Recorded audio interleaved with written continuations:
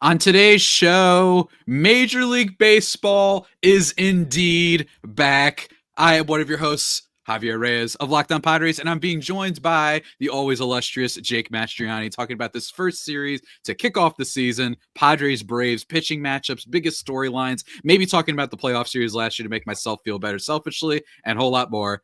Let's get into it.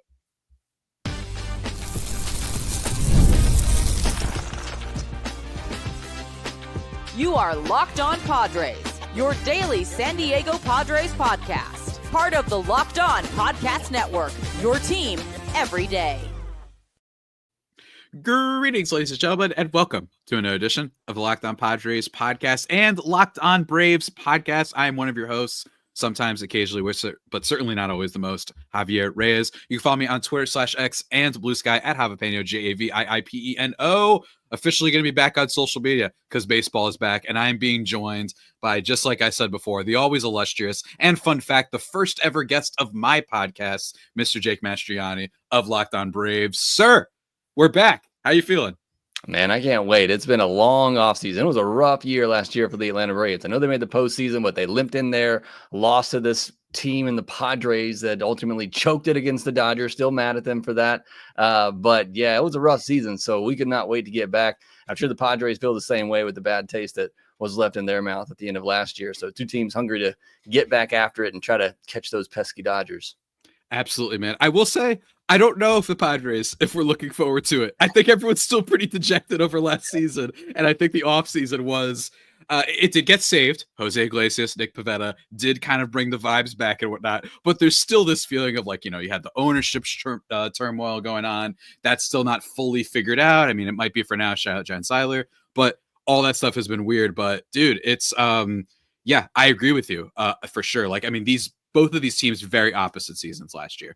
Braves, not a bad team, but kind of not all that fun. It was basically just a very home run and then some pitching. You had Reynaldo Lopez being very good, but you had kind of a year from hell where it's like every player, probably with the exception of Marcell Ozuna, I feel like underperformed. So this year, the Braves, next to the Dodgers, probably the two teams that are projected to be the best in the National League and potentially in all of baseball. So it's a good matchup. Of course, last time went the Padres' way in the playoffs, and we're going to see if it goes their way again with Michael King getting the start for the Padres side. But let's keep talking storylines, man. Like, just talk very plainly about what's kind of the vibes for the Braves heading into the season, considering that, again, it really feels like everybody underperformed last year.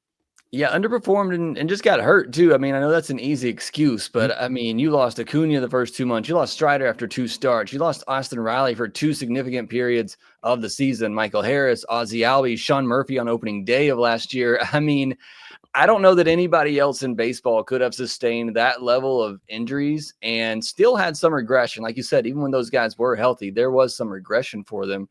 But I don't know that any other team in baseball could have sustained all of that and still won 89 games and make the postseason. Yeah, they went limping in. You were starting an AJ Smith-Shawver in game 1 against the Padres without Chris Sale in that series. Max Fried gets ambushed in game 2 of that. Like nothing went the Braves' way last year, and yet somehow they still won 89 games. So it feels like a season that went completely against them.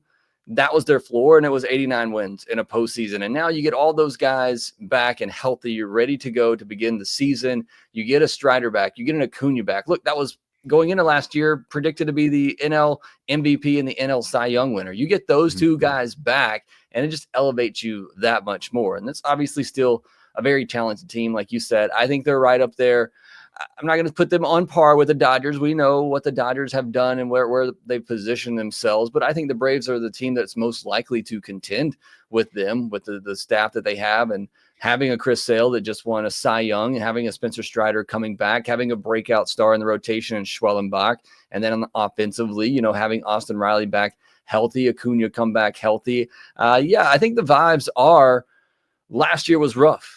And this season, we're looking forward to getting back healthy and getting back to the team that we all thought that they could be. The team that was, I think, the best team in baseball in 2023. Obviously, things fell apart in the postseason, but certainly during the regular season, we're the best team in baseball and get back to that level of play. So I think that's really been the vibes in spring training from this team, is just really getting back to who they're supposed to be, getting healthy and getting back on the field and playing to the level that they're capable of. Yeah, and I think that what's interesting is I think everybody knows it about the Braves. I think everyone knows, dude, it took Matt Olson going from a 50 home run season to what did he hit, like 29 or something like that last Yeah. year? It took that, right? Then you also had Michael Harris getting hurt again. Then you had not necessarily the same uh catching value as they had with Travis d'Arnaud and Sean Murphy the same way. Then you had Ronald Acuna, obviously being an MVP player, him getting hurt. Then you had Ozzy Albies getting hurt at some point as well. And Austin Riley, a player that underperformed too. And Austin Riley, basically a top 3-ish third baseman, a top 15, 20 player. Like, this isn't just like some scrub. This is an amazing player who underperformed. And you combine that with the fact that they have Chris Sale, who, not going to lie, I thought that would just be like solid trade. This will be a good player for them.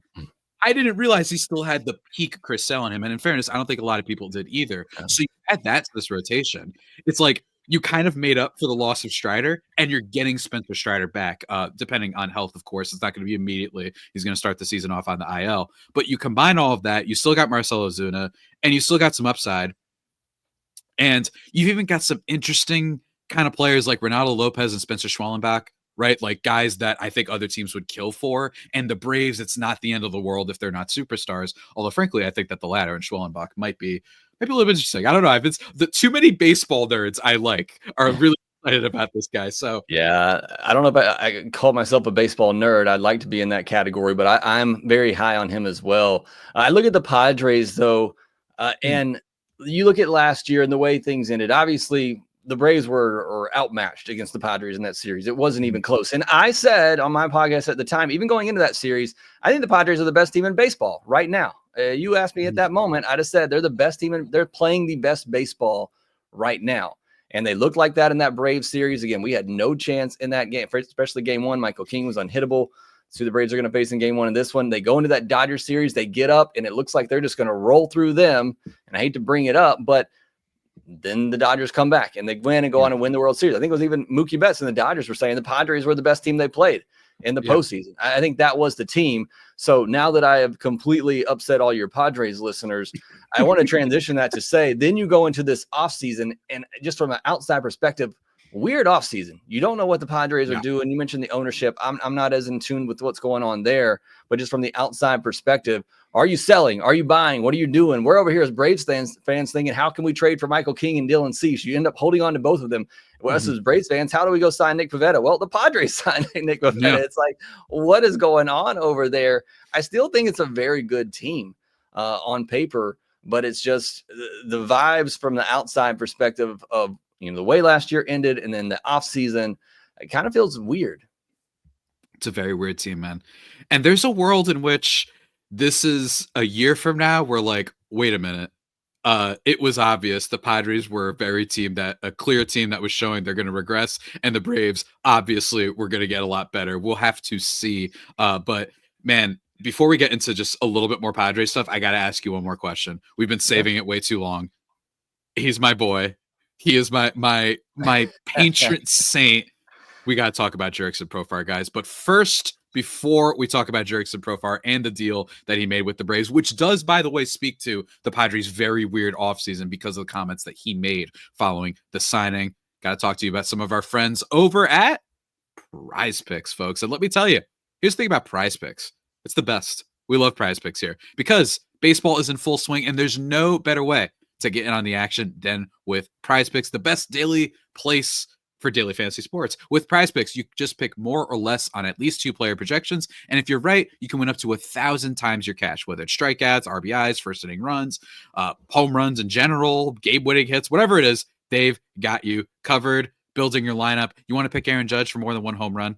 Duh. Obviously, you want to do that. You want to have another Michael K good start? You could do that too. I think he's going to get a lot of strikeouts, at least maybe this first one, because who knows what's going to happen in the first game, frankly. Although I think Jurickson Profar might hit 800 this series. But we'll have to see. It's fast and simple. Setting a lineup takes less than 60 seconds. And when you win, your payout is quick, safe, and secure. So go check it out, everybody. Download the app and use the code LOCKEDONMLB to get $50 instantly after you play your first $5 lineup. That's code LOCKEDONMLB for $50 after you play your first $5 lineup. PrizePicks, run your game. But we're not done, guys. Let me also talk to you about the friends over at Supply House, which helps you get the supplies you need from a site made for the skilled trades. So whether you're into plumbing, HVAC, electrical work, Supply House is the reliable way to order products online. Their easy-to-use website is packed with helpful resources and the latest product info to help you get the job done right. And plus, with a complete inventory of over 200,000 parts from 400 plus top brands, you'll find exactly what you need delivered fast from coast to coast. It'll feel like 400,000 brands, though, let me tell you.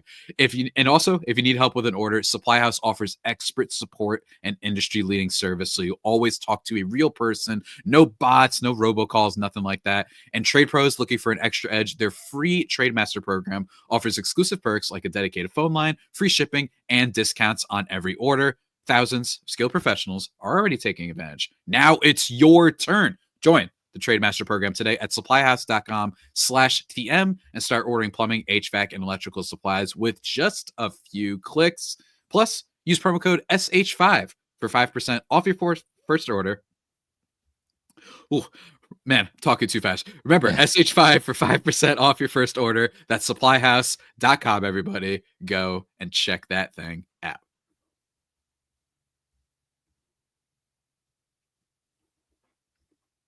And just like that, everybody, we are back in the second segment of this here podcast. Your first listen every day, Locked On Braves and Locked On Padres. I am the current one speaking, Mr. Javi Reyes. You can follow me on Twitter /XN Blue Sky once again. Feel free to send me some questions, by the way, for whenever on there. I love answering you guys' questions because I imagine a lot of people will have them, and Jake loves to respond to them as well at Shortstop Ball on Twitter /X. Jurickson Profar, my friend. I mean, I was devastated. And here's the thing. He was part of the reason, and nobody would have predicted this. I mean, it was a joke that Padres fans made. We're like, he's a vibes guy. Let's bring him back. Yeah, why not? Let's do it. He, for some reason, does a little bit better with us.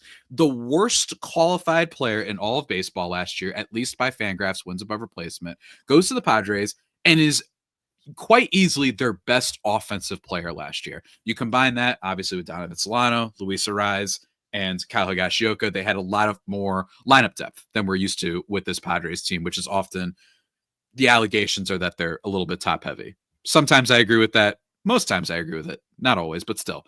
But now the Braves signing Jurickson Profar. I mean, Padres fans are going to be upset, but I will not mind losing to this man. I can't wait to see him. I think he's going to get the warmest ovation for a player that's not like a superstar.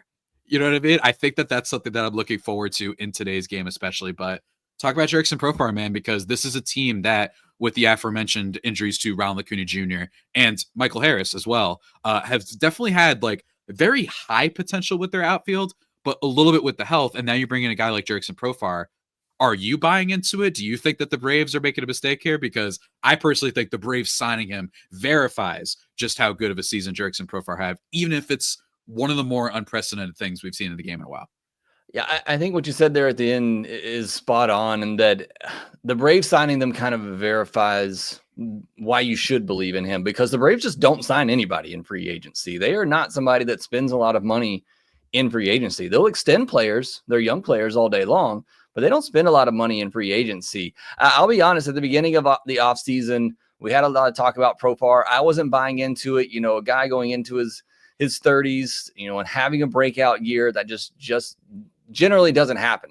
And when it does happen, it's usually a flash in the pan. But the more you kind of dive into it, and I'd like to hear more, you know, from your side of it, it sounds like there were some swing changes that he made last year that he feels really helped him, you know, kind of gain that power. But my point at the end of it was, even if the power doesn't come back, say he's, you know, a mid-teens home run type of guy, the one thing he's always done well is get on base. Yeah. You know, even in the years where he hasn't had that power, hasn't been that explosive offensive bat, the one thing he's always done well is get on base. He's had a walk rate over 10% just about every year. And that's where the Braves struggled last year. When they had all those injuries to Acuna, to Riley, and all that power was zapped, all of a sudden those 2- and 3-run homers became solo shots because nobody was on base. They didn't have enough guys in their lineup to just get on base. So at the bare minimum, having a guy like Profar in the lineup who can get on base, who can put the ball in play, I think really helps round out this offense. Who, look, it's a lineup that is built to slug, and that's what they're going to do. There's going to be a lot of swing and miss, but there's going to be a lot of power, going to be a lot of home runs. But to be able to have a guy in their lineup like Profar, who can also get on base 34 or 35% of the time, and either put him at the top of the order until Ronald comes back, and then maybe when Ronald comes back, you could shift him down to the bottom to get on base for the top. However that plays out, either way, it just gives the Braves a different type of bat. But we'd like to hear more of your thoughts on if you bought into what he did last year. And also, I'm just curious to hear, why were Padres fans so in love with him? I know you said the vibes, but what really made you fall in love with him? Because I think that's very, very fascinating. And I think Braves fans, they're quick to fall in love with a player too that has that type of mentality. So I'm excited to see that from him. Well, first let's do the fun part, which is the vibes. There's just a lot of videos. He was really good friends with Tatis. MLB actually did a video recently on social where it was like, who's your baseball bestie?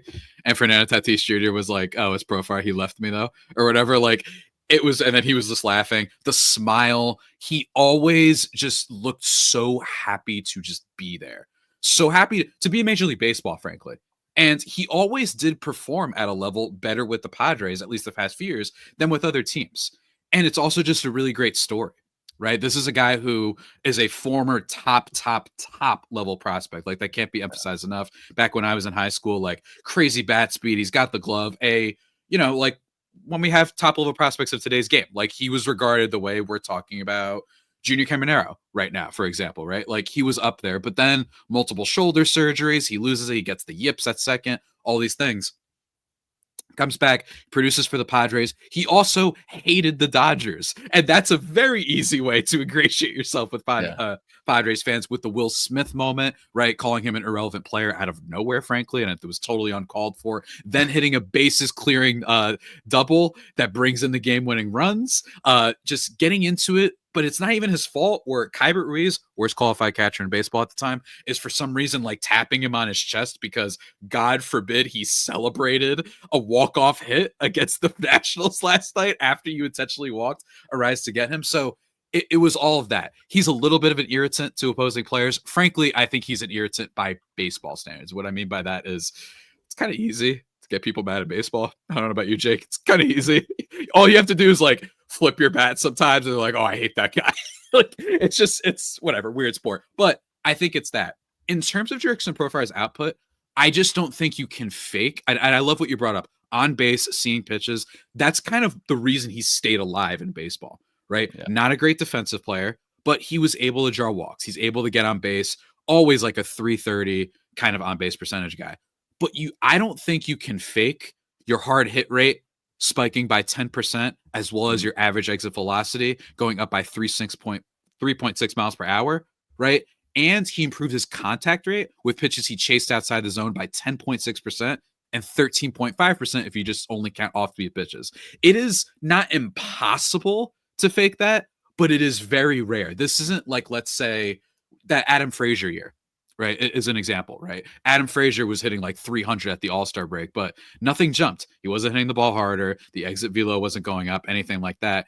And if you compare this to another player like Cody Bellinger, who was a player that a lot of people didn't have faith in after that kind of bounce back he had in 23, Bellinger chased the ball a whole lot more, 31%. Profar overall, 21.9%. Profar also walked more than Cody Bellinger. His expected weighted on base versus his weighted on base, 365 versus 364. It's just hard, right? Yeah. And I think that even if he doesn't go out there and produces the 140 WRC plus or so that he had last year, I think 125 is kind of a lock. And that's good, especially for a Braves lineup that's going to be like, don't worry, man. Matt Olson's right there. You know what I mean? Austin Riley's right there. And we got Ronald Acuna over there. And I think he's just going to be a great chemistry guy. I think it's a really, really nice signing for them that I think is going to pay dividends. And I really do think that the Braves signing him proves me right in some ways. Yeah, and I think it's one thing too that maybe attracted him to the Braves is Ozzie Albies being from Curacao as well. I think those two, they've already got a pretty tight bond, and maybe that'll be the Tatis relationship that he has with the Braves. And Ozzie's that player too. He's always smiling. He's always having fun. Everybody loves him. And so I think that's going to be a pretty good relationship. So I can't wait to see that play out. Going back to you though, in the Padres kind of off season, they signed Pivetta late. And I don't know how the ownership stuff played out.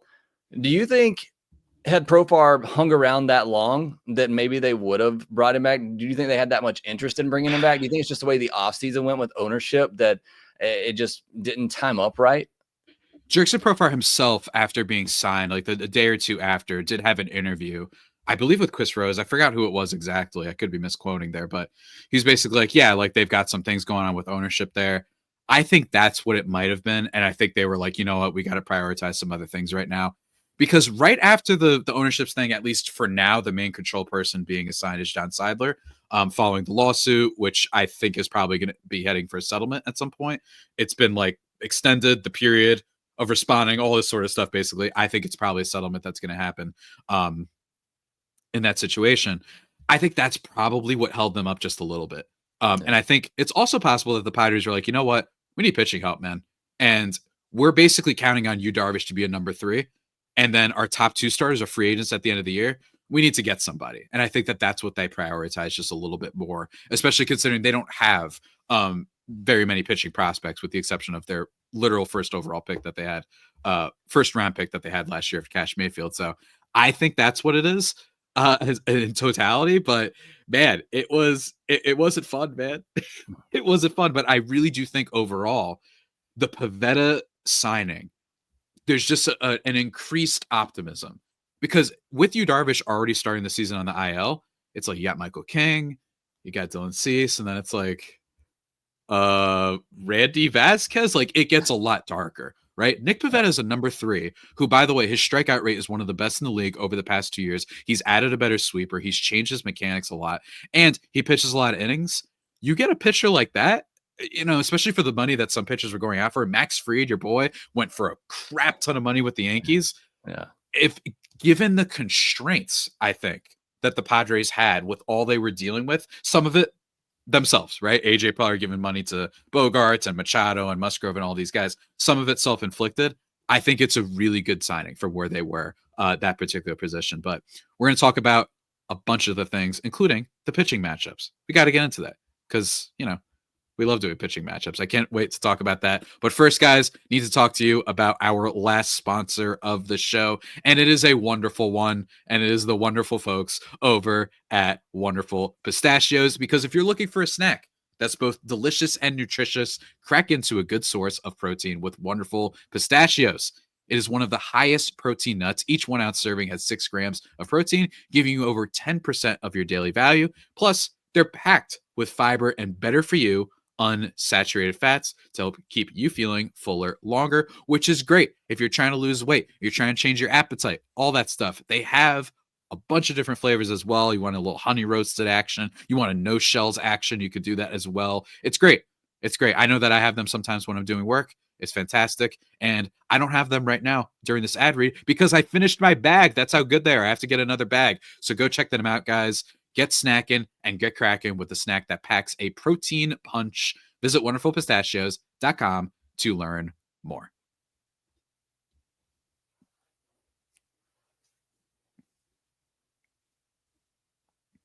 And just like that, everybody, we have returned here, the final segment of this here podcast, opening day edition, Locked On Braves, Locked On Padres. Go check out Jake on Twitter at shortstopball, as well as me at Javipeno, Javiiipeno. Very happy for you to be here, everybody. Jake, look, I feel like we've covered kind of the biggest storylines, but man, this is really exciting. I'm really excited for this series. And as of right now, this is what the pitching matchups are, right? We're going to see a Chris Sale, Michael King matchup to start off the season, which, I mean, I don't think you could ask for much more, right? Like, you really can't. An up and coming type of star potentially versus a guy that everybody thought he was out. You know what I mean? They thought he didn't have it left, you know? And turns out it was his Rocky Balboa, right? Like, he came back and won himself a Cy Young, which I did not see coming. I didn't see it coming. I don't even remember the player that they gave up, frankly. Vaughn Grissom, yeah. Vaughn Grissom, yeah, like, congratulations, Alex Anthopoulos, so low-key being the best general manager in Major League Baseball. But Jake, how you feeling about this one? Yeah, this is what should have been the game 1 matchup last year. Chris Sale doesn't injure his back. He pitches in game 1 of the wild card series. It wouldn't matter because that Braves offense couldn't score a single run in that game, and Michael King was untouchable. But yeah, looking forward to it. Should be a great one. Hopefully, the Braves can get to Michael King this time with a little bit different looking offense, and Chris Sale, try to repeat his performance from last year. So yeah, what a a lot of pitching matchups on opening day are going to be really good, but this one certainly seems like it's up there. Michael King from at the end of April on last year was one of the best pitchers in baseball. Chris Sale was the best pitcher, or second best, however you want to put him in Scooble last year. So yeah, be a great one on opening day. Absolutely. We're going to have to see how the lineups shake out. I know for the Padres, while the Braves, it's like, oh, look at us. We have a super deep lineup. Everybody's good and everyone's going to get better. And we just get Verdugo and Brian De La Cruz just in case. And blah. We have the best DH next to Ohtani, whatever, blah, blah, blah. We don't care. In terms of the Padres, some things to keep an eye out for are a lot of weird players making up this bench, with guys like Gavin Sheets being on this team, which is makes me a little nervous, but had a really big spring at one point, hitting 6 home runs and 20 at-bats. That's basically how he made the team. Yuli Gurriel, who I have ranted about, somehow had made the team at 4 years old, despite being a negative player for the past 3 seasons. But nonetheless, he is there. I'm curious to see how they approach this matchup with the lineup, because one of the reasons that I wanted them to not keep a 40-year-old who has been bad for the last 3 seasons is because Eggy Rosario is a player that does really well against lefties. And who's the pitcher that they're facing? Yeah, that's right. It's Chris Sale. And there's one thing, Eggy Rosario, who, unlike the 40-year-old who's had 3 straight bad seasons and for some reason made the team, if you get the theme that I'm going with here, really good against lefties at the very minimum. And he's 25 years old and could potentially sit when Jake Cronenworth, who is a lefty, or I'm sorry, he hasn't been good against lefties. Maybe that was the option there. The Padres elected not to go with that. So it's going to be interesting following the DH sort of stuff for this Padres team. Where does Jose Iglesias play? Does he bring the OMG vibes to this team that he brought to the Mets last year? There are some interesting back end pieces of this Padres lineup to keep an eye on for this series in general, for sure. But there's more pitching matchups, obviously, in this one. I'm sorry, were you going to say something? Oh, no, go ahead. I was going to talk about the one thing for Padres fans. The Braves already have an injury this year. Sean Murphy's going to be out, but top prospect Drake Baldwin is going to be filling in. So that's the only real key from the Braves lineup, other than the notable guys that you already know. Drake Baldwin's going to be a name you might not be as familiar with, a rookie making his debut this weekend. Absolutely excited for that. I'm sure he will do great. Second game, though, is Dylan Cease versus Reynaldo Lopez. Now, Jake, Dylan Cease, in my opinion, kind of one of those guys. He's going to fluctuate a little bit, maybe in ERA, unless he figures it out. Maybe he, gets his slider a little bit more drop vertically and whatnot. But he has Cy Young potential for sure. He's a very good pitcher. He's going to get you at least 200 strikeouts. He's going to throw a bunch of innings. He's great. He's not that interesting to preview, if that makes sense. Reynaldo Lopez, I want to talk about because, again, on top of Chris Sale, they also got a really good season unexpectedly out of Reynaldo Lopez. However, at times, there was some expectations that this guy was going to regress to some degree, right? Last year, a 1.99 ERA, but expected ERA of 3.94. So some people are like, is this guy a little bit of a fluke, or is he just going to be a really good pitcher and people are being haters?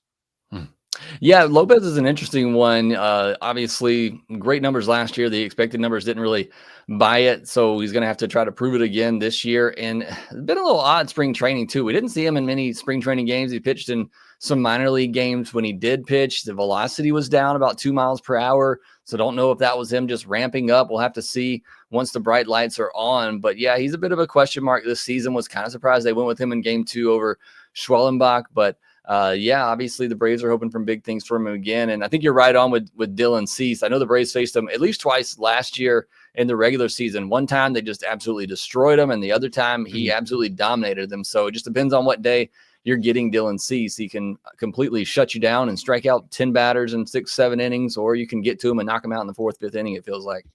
One of those guys that's like overall has the ultimate value, but he doesn't scare you the way some other pitchers, I think. Like if it's a one game, which is it's the one criticism with him, playoffs, has basically never had a good playoff appearance in his entire career. So that's something to look out for down the line. But speaking of down the line, next game, no announced starters as of right now. I mean, we are talking on a Wednesday night, so that makes sense. But in terms of the rest of this Padres rotation, it's Nick Pivetta, Randy Vasquez, and Kyle Hart. Nick Pivetta, I really do think was a good find for them. I stand by that. I just think that there's a vibe here that pitching in Petco with Ruben Niebla as their pitching coach, if he can develop a little bit better, maybe if he can add a sinker or anything like that, take advantage of the confines of Petco and keep down his home runs. That's going to be the key, because this guy is a home run happy ball pitcher, but he also gets a lot of strikeouts. So which is going to happen here? Because the Braves love home runs. They are big, big fans of it, and I can't disagree with that strategy. But that will be interesting to see whether or not they use him for the third game. We'll see. I think they probably will. And then you got Sunday Night Baseball. That's right. Padres Braves. I'm excited. My first series to cover this week is going to be a Sunday Night Baseball game. Kyle Hart or Randy Vasquez. Randy Vasquez, just to really quickly summarize, before we let Jake speak about the Braves, rest of their guys, Randy Vasquez lost some weight this offseason. I think he's a little bit more of a long inning reliever type guy, but looks pretty good in the spring. Seems to have improved some degree. The pitching staff has not been super high on him, but they've been talking and saying this guy's improved. And then Kyle Hart, who's played some time internationally, kind of a wild signing that nobody saw coming really, but he added a sweeper. He changed his arm slot. Is there anything there? We'll have to see. Personally, I'm curious to see if Stephen Kolek ends up getting called to this team. Maybe they just want to give him some innings in the minors, get him on his feet, because after all, he hasn't been a starter, right? Like, this has been a guy that was a reliever beforehand, but we'll see if he ends up there. It's not a final rotation, I think, for the Padres. You could see some things changing, whether it be Brian Hoeing coming back, whether it be Matt Waldron, the knuckleball extraordinaire, when he comes back from injury, they could end up being in this rotation too. But those guys, particularly Hart, no idea what to expect. And Randy Vasquez, probably going to be a game where they're just hoping to get through 4 or so innings, don't give up too many home runs, don't get blasted. And then the Padres bullpen. We haven't talked a lot about bullpens. The Padres bullpen could be this team's secret weapon this year. And I think they got a lot of good guys in there. But what about the rest of the Braves rotation are you excited about the most? Yeah, I'll touch on the bullpen for a moment just because that's where you ended. But the Braves bullpen is the one area that I think most fans are a little concerned about. There's some good arms there, but they're having to step up their roles a little bit with AJ Minter going to the Mets, Joe Jimenez getting injured and not being ready this season, maybe not all this year. So you're having to ask guys like a Pierce Johnson, Dylan Lee, Aaron Bummer to step up in some setup roles, and just kind of unknown and unproven in that. So the bullpen is the one major area. I wouldn't call it a major area, but a concern. I wouldn't call it a major weakness, but I think it is a concern for the Atlanta Braves going into the year. As far as the rest of the rotation in this series, the Braves are going to throw Schwellenbach on Saturday. We've already talked about, how high I am on him and a lot of other baseball nerds out there, if you want to call them that.